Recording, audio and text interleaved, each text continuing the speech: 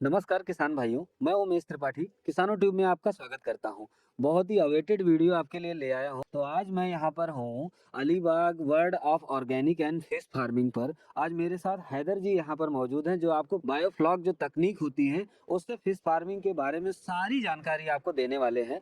अब मसलन कि कितना खर्च आता है इस सिस्टम को तैयार करने में, प्रोडक्शन कितना निकाल सकते हैं आप इससे, और कौन कौन सी मछलियों का पालन कर सकते हैं आप बायोफ्लॉक तकनीक से। तो सर क्या कहते हैं सर, बायोफ्लॉक तकनीक क्या है, थोड़ा उसके बारे में बताइए सर। सर बेसिकली बायोफ्लो टेक्नोलॉजी एक टेक्नोलॉजी है जो कि अभी 5 से 6 साल पहले इंडिया में आई है।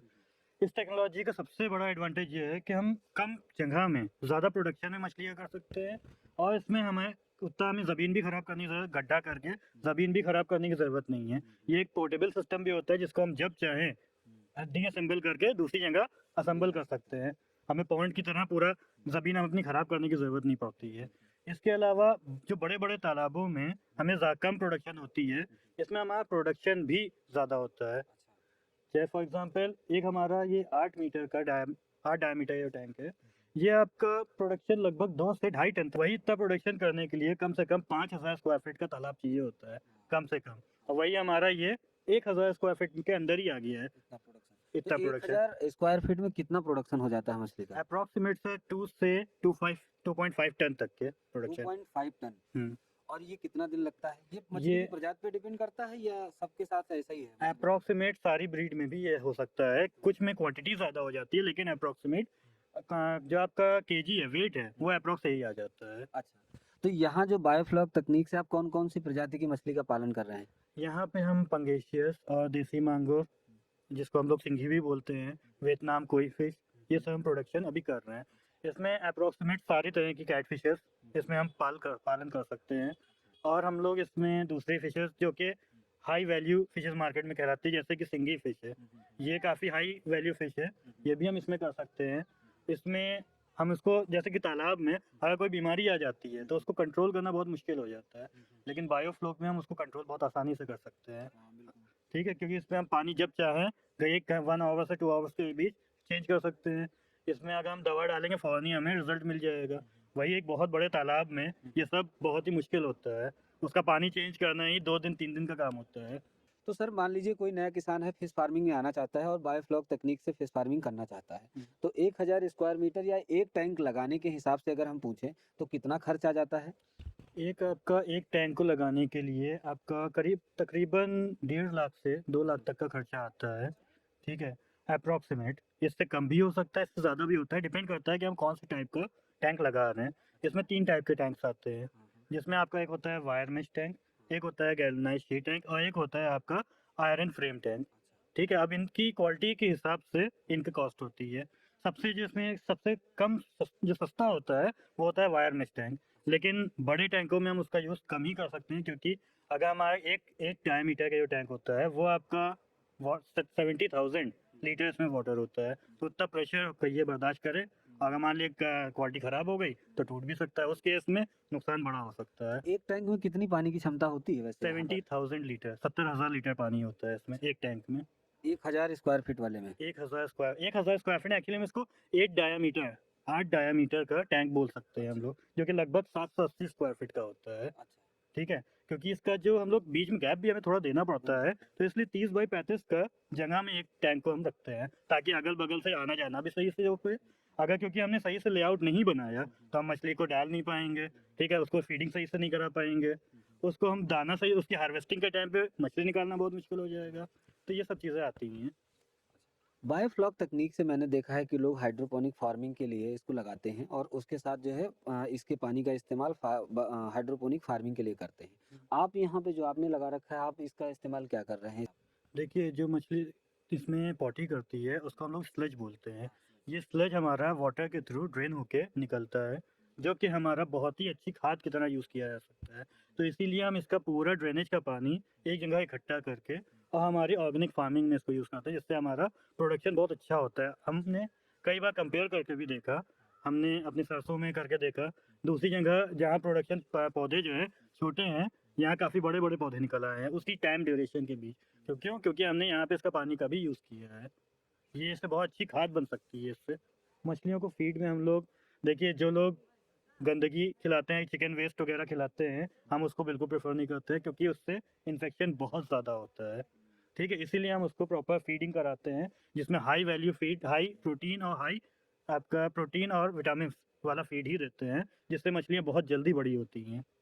तो ये सब चीज़ें हम लोग यूज़ करते हैं। अगर हम उसको चिकन वेस्ट खिलाएंगे तो बहुत जल्दी इन्फेक्शन और बीमारियां पकड़ जाएंगी मछलियाँ। बहुत सारे लोगों के हमने तालाब ख़राब होते देखे हैं, सिर्फ वो चिकन वेस्ट डालने के चक्कर में उनमें एक बार इन्फेक्शन आता है, उसको फिर वो कंट्रोल नहीं कर पाते हैं। तो वैसे मछलियों में आपने बोला इन्फेक्शन आता है, या कोई इस तरीके की बीमारियां भी और आती हैं जो ज़्यादा कॉमन है, जिसका सावधानी रखना चाहिए किसानों को? बहुत सारी बीमारियां हैं सर। एक्चुअली में अगर हम फिशेस की बीमारियों को देखें तो करीब करीब 100 से ज़्यादा बीमारियां होती हैं। ठीक है, अगर कॉमनली अगर फिशेस की बीमारियों के गौर किया जाए तो हमें अमोनिया को बहुत कंट्रोल करना चाहिए।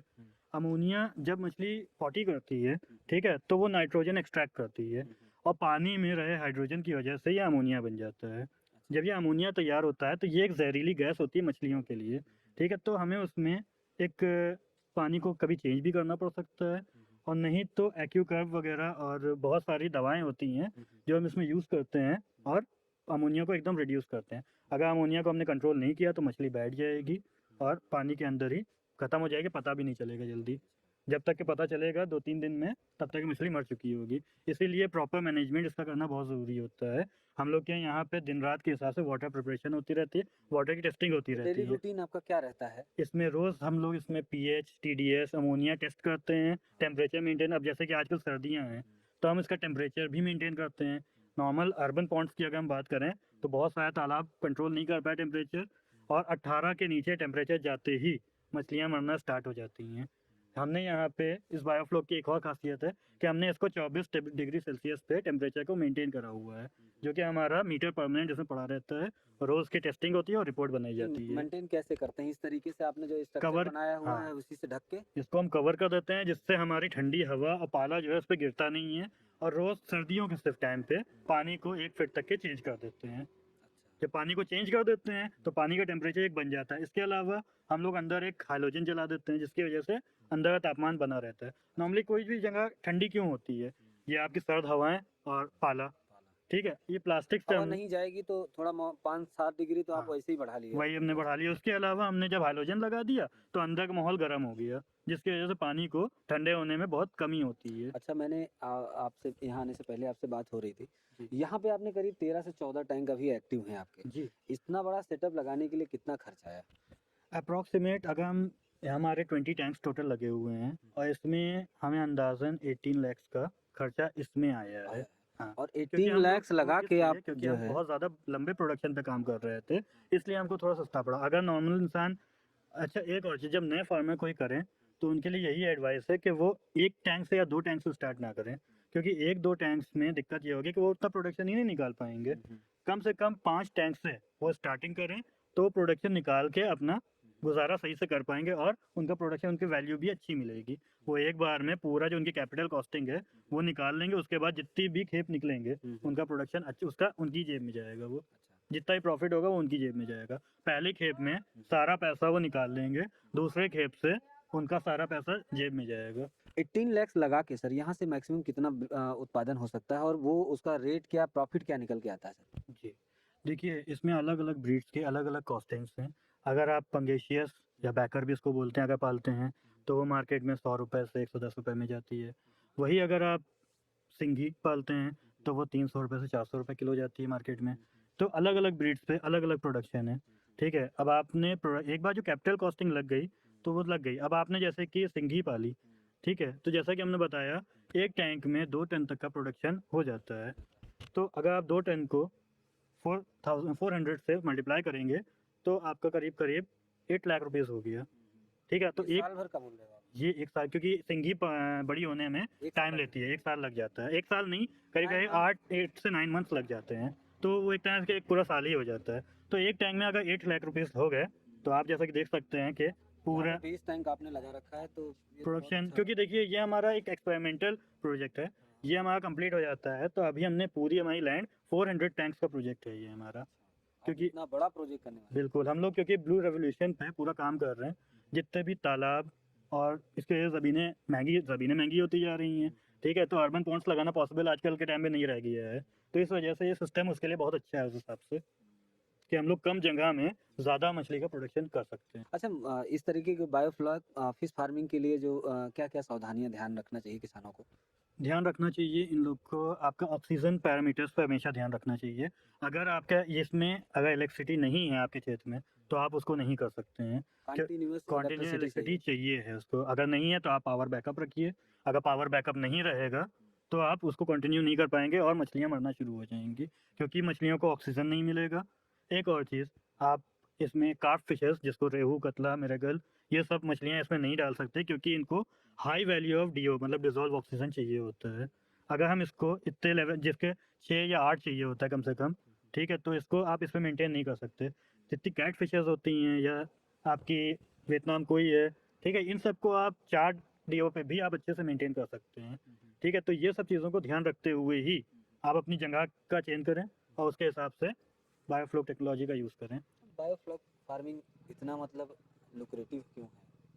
हुँ? क्यों मतलब उत्पादन की वजह से ही है? एक उत्पादन कह सकते हैं, कम जगह है, ठीक है? खराब हम ज़मीन को ख़राब अपनी नहीं कर रहे हैं। जब इन फ्यूचर अगर हम हटाना भी चाहें, तो हम पोर्टेबल सिस्टम है, इसको जब चाहें उसको हटा सकते हैं, ठीक है? दूसरी जगह हम इसको लगा सकते हैं और यही सब चीज़ें हैं, प्रोडक्शन अच्छा है, प्रॉफ़िट अच्छा है, ये सब चीज़ें हैं। जिसकी वजह से बायोफ्लॉक फार्मिंग इतनी ज़्यादा पॉपुलर हो रही है। पॉपुलर हो रही है बहुत स्पीड में, जब सोचिए 6 से 7 साल हुए इंडिया आए हुए हुँ। और इंडिया में लगभग हर शहर में अब बायोफ्लो टेक्नोलॉजी यूज़ हो रही है। फिश फार्मिंग हो रही है। तो इसका फ्यूचर हम समझते हैं कि फ़िश फार्मिंग का टोटल फ्यूचर बायोफ्लो टेक्नोलॉजी ही है, क्योंकि आरएएस, आईपीआरएस सिस्टम को कंपेयर करते हुए आपका ये कॉस्ट इफेक्टिव है। उसमें कहीं ज़्यादा कॉस्ट लगती है, मशीन्स लगती हैं। अगर हम आरएएस सिस्टम को यूज़ करें, तो वो भी एक आरएएस क्या है? आरएएस आपका सिस्टम होता है जिसमें आप मशीनों के ज़रिए पानी के पैरामीटर्स को मेंटेन करते हैं। मेंटेन करते हैं खुले तालाब में। खुले तालाब में नहीं, वो भी टैंक्स होते हैं, सीमेंटेड टैंक्स होते हैं। सीमेंटेड टैंक्स होते हैं। जिसमें आप पानी को रिसाइकिल कर करके मशीनों के थ्रू और पानी को करते हैं, लेकिन उसमें आप सिर्फ महंगी मछलियाँ ही पाल सकते हैं, आप सस्ती मछलियाँ नहीं पाल सकते, मतलब क्योंकि वो आपका खर्चा आ हाँ जी, जाएगा। तो मान लीजिए सर जैसे अभी ये लखनऊ के पास आपका ये पूरा सेटअप लगा हुआ है। यहाँ के आसपास यूपी के जो किसान अगर कुछ सीखना चाहते हैं, देखना चाहते हैं, तो वो क्या यहाँ पे आ सकते हैं या उनके लिए ऑनलाइन कोई हेल्प है या कोई जानकारी चाहिए तो आपको मिल सकती है आपके यहाँ से? नहीं, वो यहाँ आ सकते हैं, अगर लखनऊ के आसपास के क्षेत्र में है तो ये इटौंजा एरिया जो है फेमस है। यहाँ पे Alibag fish world of organic के नाम से पूरी जगह में फेमस है। कहीं से पूछ के आराम से आ सकते हैं, हमारा ये नेट पे भी है, गूगल पे सर्च करके भी आ सकते हैं। तो आके हम उसको पूरी ट्रेनिंग दी जाएगी, अगर वो करना चाहता है तो हम उसको पूरी तरह से ट्रेन कर सकते हैं। बहुत बढ़िया। तो किसान भाइयों, आपको ये बायोफ्लैक फिश फार्मिंग पे वीडियो कैसा लगा? आप एक बार कमेंट करके ज़रूर बताइएगा। अगर कोई आपकी क्वेरी है, क्वेश्चन है तो आप कमेंट में नीचे लिख सकते हैं और अगर आपको प्रैक्टिकली यहाँ पे आके देखना है कि ये पूरा सिस्टम होता कैसे है, फार्मिंग होती कैसे है, कितना खर्च आता है, सारी चीज़ें हमने एक बार डिटेल में बता तो दी है इस वीडियो में। बट अगर आपको प्रैक्टिकली समझना है तो आप यहाँ आ सकते हो और वीडियो को देखने के लिए बहुत-बहुत धन्यवाद। सब्सक्राइब ज़रूर कीजिएगा चैनल को और वीडियो को शेयर कीजिए जितना ज़्यादा हो सके। धन्यवाद।